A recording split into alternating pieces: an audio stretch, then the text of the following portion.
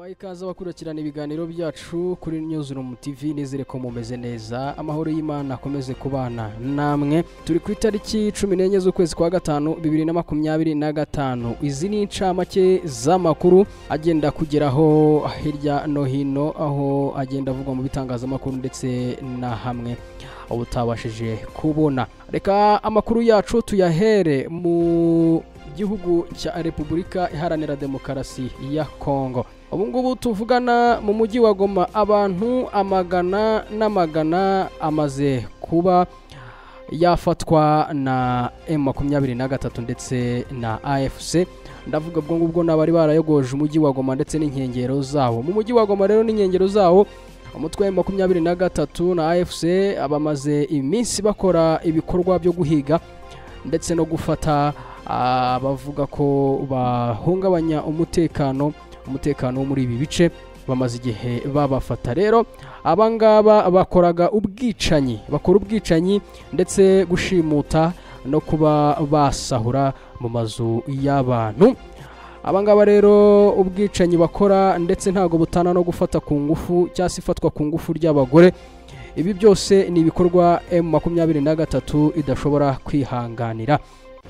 Mu mpera z'icyumweru gishize rero, Julien Katembo, umukuru w'umujyi wa Goma, yabwiye abanyamakuru ko abantu bari bamaze gufata barimo abasirikare ba FARDC, FDLR, Wazalendo ndetse n'abandi bagizi ba nabi. Harimo abagizi ba nabi badafite aho babogamiye, bataba ari abapolisi cyangwa abasirikare ba leta ya Kinshasa, ariko kandi imikwabu yo kubahiga no kubafata abangaba bakekwa ko bahungabanya umutekano irakomeje cyane. Aba FDLR bazoherezwa mu Rwanda baze guhanwa ku byaha bakoze niba babifite, ariko kandi niba ntabyo bafite babe abaturage basanzwe bakora ibikorwa biteza imbere igihugu cyabo. Abandi rero bafite ibyaha, ndavuga ubwo harimo abari muri FARDC, abo muri Wazalendo n'abandi bagizi ba nabi bafite ibyaha muri kiriya gihugu cya Kongo bazahanwa n'ubutabera. Ariko kandi abadafite ibyaha bashaka kujoininga AFC M23 bayijoininge, bajye mu gisirikare, abandi bajye kuba abapolisi, abandi baba bakozi cyangwa se banashyigikire, bavuga bati twebwe ubu ngubu twiyemeje gushyira intwaro zacu hasi ubundi dukorere leta yacu. Rero mu duce dutandukanye two mu majyaruguru y'umujyi wa Goma hamaze gukorwa umukwabu kandi urakomeje. Ahamaze igihe havugwa ibikorwa bikomeje kuba iby'ubwicanyi nk'ubu ngubu, abantu benshi bakomeje gupfa bagashimutwa, nta uzi impamvu, nta uzi ababikoze, ariko kandi biravuga ko ari abo bagizi ba nabi. Mu byumweru bike bishize mu mujyi wa Goma havuzwe ibikorwa birenga 10 by'ubwicanyi ndetse n'ibindi bikorwa byo gushimuta abantu n'ubwambuzi nabyo byari biyogoje aho hantu. Rero hari ubwicanyi buheruka kuvugwa igoma, naho nko kuwa mbere abantu 4 bo mu muryango umwe bishwe maze batwikwa mu mazu muri ako gace. Urumva hakutwitswe n'amazu mu gace ka Kansana mu nkengero za Goma. Minisiteri y'ubutegetsi bw'igihugu ya DRC mu cyumweru gishize yumvikanye ivuga ko abarwanya ba M23 bagenzura uno mujyi ngo bananiwe guha abantu umutekano, ariko kandi ari bo baza kugurira abantu kugira ngo uwo mutekano uhungabanywe. Leta ya Kinshasa ikomeje ibikorwa bibi, ibikorwa byo guha amafaranga abantu kugira ngo bahungabanye umutekano. Biravugwa ko hari ababagizi ba nabi badafite aho babogamiye, byaba gipolisi, byaba igisirikare, byaba abo bavuga ngo n'abazarendo, bo bahabwa amafaranga kugira ngo bajye guhungabanya uyu umutekano w'umujyi wa Goma ndetse n'inkengero zawo ndetse n'ibindi bice M23 ifite. Rero leta ya Kinshasa ikomeje kuvuga ibi bintu, ivuga yuko guverinoma iriho ubu ngubu twavuga ko ari guverinoma ya Kivu y'Amajyepfo na Kivu y'Amajyaruguru, kuko nibo bahayoboye. Ubu ngubu leta ya Kinshasa ivuga yuko yananiwe guha aba bantu umutekano, inabashinja ibikorwa byo guhohotera uburenganzira bwa muntu, ariko ni ukuvuga yuko abangaba baguriye bahaye amafaranga aribo bakora ibi bikorwa. Leta ya Kinshasa rero ikomeje ibikorwa byo gushaka kureba uburyo yahungabanya umutekano mu gihe yatsinzwe intambara, yatsinzwe ibiganiro, ibintu byinshi bimaze kuba bibi kuri ibo. RFI rero isubizamo aba bakuriye umutwe wa 23 ibasubiramo uko babivuze, bavuga ko muri ibi bikorwa harimo abamaze gutabwa muri yombi cyangwa se gufatwa abasirikare barenga 200, abazarendo bagera ku majana, ndetse n'abashinwa n'abashinjwa kuba navuga yuko ari aba FDLR. Ntago twavuga hari abashinjwa kuba FDLR kuko bavuga n'ikinyarwanda, ukacyumva ko ari ikinyarwanda bavuga, n'ubundi kumva ko ari ikinyarwanda cyo mu Rwanda. N'aba FDLR rero kuko nabo ubwabo barabyivugira iyo bavugana batayo babagamo n'ababategeka cyangwa se ababareberera, nabo bageze kuri nk'ijana. Urumva aba bose nibo bakora ibyo bikorwa.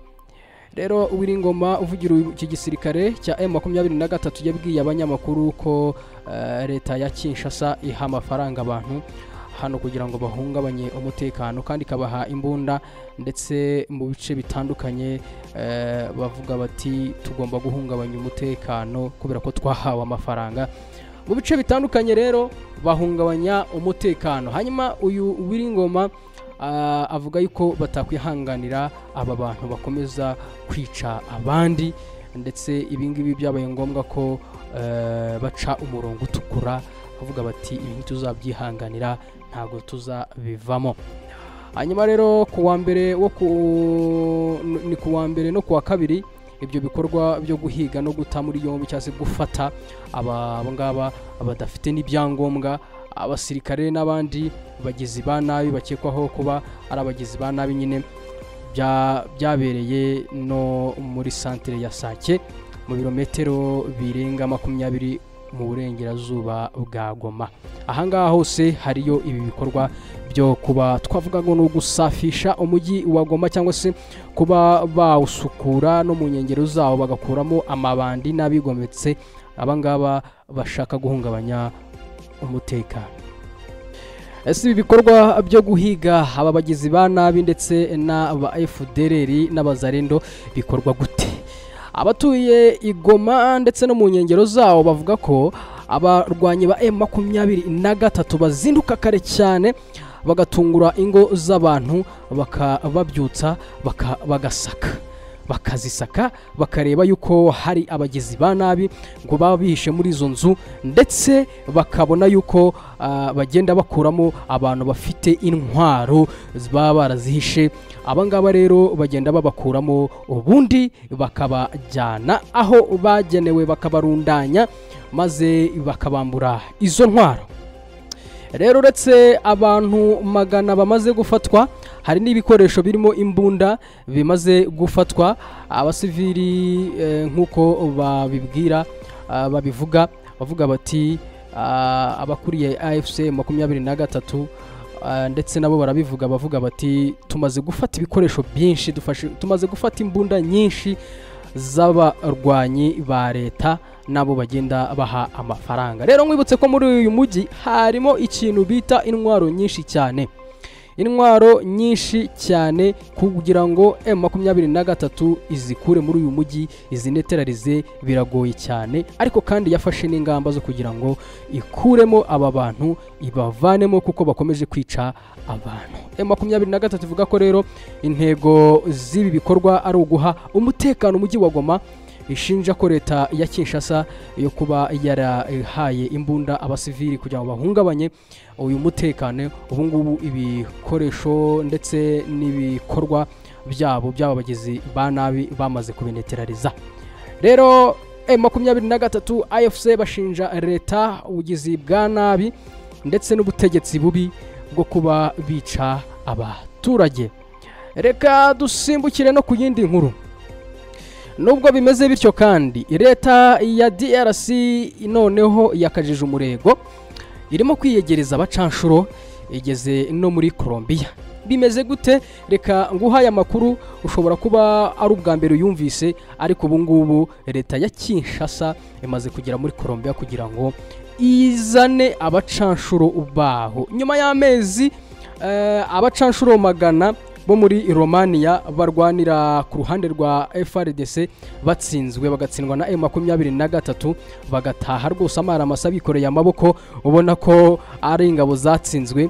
Amakuru avuga yuko ubutegetsi bwa Tshisekedi bwongeye kwerekeza amaso ku bandi bacanshuro. Abo ngabo noneho nabo muri Amerika y'Amajyepfo muri Colombia. Abangaba bazanywe n'iki? Kuva mu mpera z'umwaka ushize byatangiye kuvugwa ko ubutegetsi bwa Tshisekedi bufite umuhate wo gukorana n'abacanshuro. Byaranakomeje ubwo aba Baromania bari bamaze gutsindwa. Rero ku umucanshuro wo muri Leta Zunze Ubumwe za Amerika, uyu nguyu ni Eric Dini Prince uherutse kwemerera leta ya Kongo ko agiye gucungira umutekano ibirombe by'amabuye y'agaciro no kugenzura umusoro, hari uko imisoro igenda ikusanwa. Yaramaze kubemerera ubwo rero ubwo bwumvikane bwabo bwemeranyijwe muri Mutarama 2025 hagati yabo, nyine nyuma y'igihe impande zombi ziri mu biganiro bidashira. Rero uyu Prince afite ikigo cy'abacanshuro cyitwa Blackwater cyakoreye no mu bihugu bitandukanye. Amakuru rero avuga yuko binyuze muri Blackwater, Prince amaze igihe ari gushaka abacanshuro biganjemo abo muri Colombia kugira ngo abajyane mu kazi muri DRC. Rero abahoze mu gisirikare muri Colombia bakomeje kwinjira mu mwuga wo kuba abacanshuro cyane ku bwinshi, ndetse ubu ngubu bivuga ko ari bamwe mu bagezweho ku isi ubwo intambara ya Ukraine n'Uburusiya yaririmbanyije. Batangiye rero kwinjira mu kurwana bakarwanira ubutegetsi bwa Kiev. Abangaba bagenda babikurikirana gahoro gahoro, baba basitari cyane, bivuga ko biyemeje cyane kurwana. Rero biravugwa ko bijejwe ko bazajya bahabwa amapeso,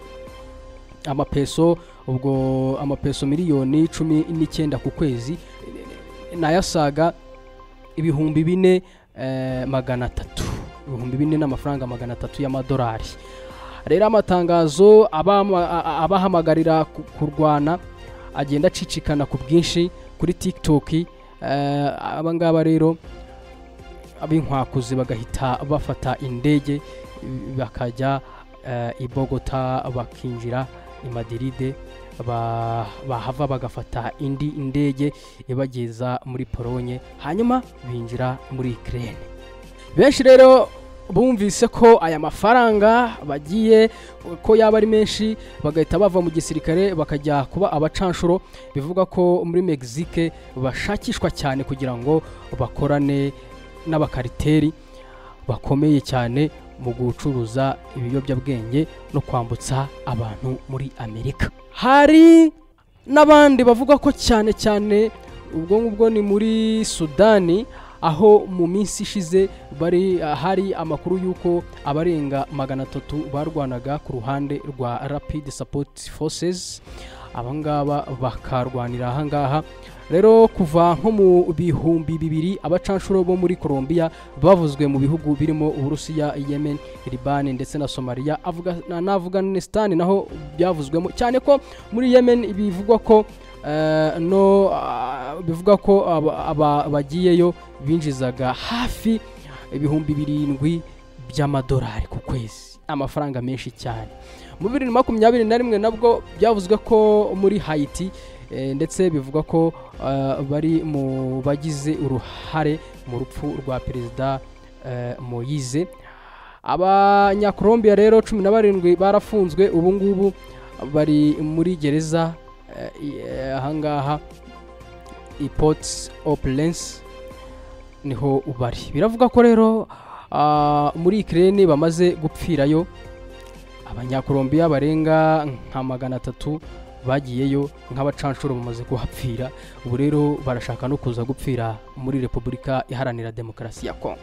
Ibi bintu byo kuba leta ya Kongo ishaka gukoresha abacanshuro byavuzweho cyane no mu Rwanda, Minisitiri w'ububanyi n'amahanga Olivier Nduhungirehe aherutse kubwira televiziyo Mamu Rwagasabo ko nubwo hari ibiganiro birimbanyije hagati ya DRC n'u Rwanda ndetse na DRC iri ku biganiro na M23, amakuru ahari ngo nuko Kongo ishakisha intambara cyane kurusha uko yashakisha ibiganiro, nkuko nakubwiye kiri kugenda iganira n'abacanshuro batandukanye. Yavuze ko iki kibazo cyuko DRC igishakisha intambara cyagejejwe no kubahuza barimo Qatar na Leta Zunze Ubumwe za Amerika.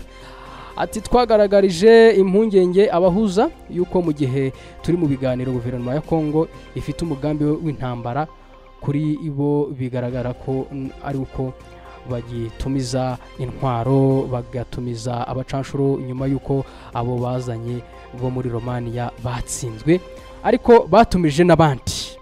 Burakawuta rero ahangaha ntiyishimiye ubutegetsi bwa Amerika mu gihe Amerika iri mu buhuza hagati y'u Rwanda na DRC. Ku rundi ruhande rero umuturage wayo Eric Prince, uyu nguyu ari mu biganiro byo kwinjiza akayabo k'amafaranga ndetse binyuze mu bacanshuro kugira ngo abajyane muri Kongo. Urumva rero ntago yakwishima mu gihe abangaba bari kuganira, Amerika ishaka kubahuza ngo baganire. Rero amakuru avuga yuko ibikorwa bye bidashyigikiwe cyane n'ubutegetsi bwa Trump. Muri 2024 raporo ya Loni yagaragaza ko uyu Prince ashaka kujyana muri Kongo abacanshuro barenga 2,500. Prince rero yabaye umusirikare mu mutwe udasanzwe w'ingabo za Amerika zizobereye mu kurwana mu mazi, ku butaka, mu kirere. Uyu nguyu arakaze cyane. Navy Seals yamaze muri uyu mutwe imyaka igeze kuri 2 kuva nko mu 1993 kugera no mu 1995. Ubwo rero se Edgar Prince yari amaze gupfa nibwo ibyo bikorwa yabikoze. Hanyuma amaze kuvamo nibwo yashinze uyu mutwe wiwe. Ndavuga amaze kuva muri ibyo bikorwa nibwo yamaze gushinga umutwe wiwe, akorana bya hafi n'igihugu cye mu butumwa butandukanye. Byigeze kuvugwa yuko mu gihe ingabo za MONUSCO zizava muri Kongo, Burakawuta ya Prince izasigara mu nshingano mu bice bitandukanye. Nguko uko bimeze niko leta ya Kinshasa ikomeje gushaka intambara no gushaka uburyo yatsinda urugamba yatangiye kugira ngo irebe ko M23 yava mu bice yaba yarafashe cyangwa se yaba yarabambuye. Reka ngushimire ukomeje gukurikirana ibiganiro byacu, ibiganiro bikomeza gukomeza kujya bigaruka ku makuru atandukanye, cyane cyane incamake z'amakuru ziba zagiye zivugwa hirya no hino, byaba mu Rwanda, byaba mu karere k'ibiyaga bigari hose ndetse no ku isi hose, nago tuhasiga. Nizere ko amaze gukora subscribe kandi niba utarayikora ndakwinginze uyikore kugira ngo ibiganiro byacu bijye bikugeraho ku gihe, ntihakagire ubanza kubireba mbere y'uko ubireba, ujye uba mbere mu kubireba. Ukore like kandi ukore na share, ariko kandi na comment yawe nayo ni ingenzi ku biganiro byacu. Reka ngushimire.